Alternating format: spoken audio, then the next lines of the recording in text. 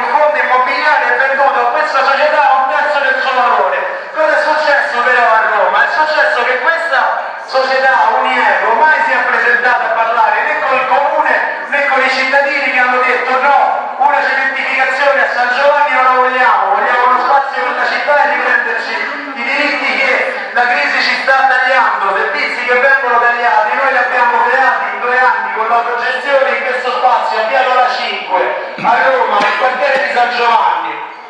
Era uno spazio ex motorizzazione civile, una motorizzazione civile quindi costruita con i soldi delle tasse, con i soldi degli italiani che ci rompono tanto le scatole che dobbiamo fare i sacrifici. I sacrifici li abbiamo fatti e magari questo stabile poteva non rimanere abbandonato per 7 anni, finire in un fondo immobiliare ed essere venduto a un terzo del suo valore.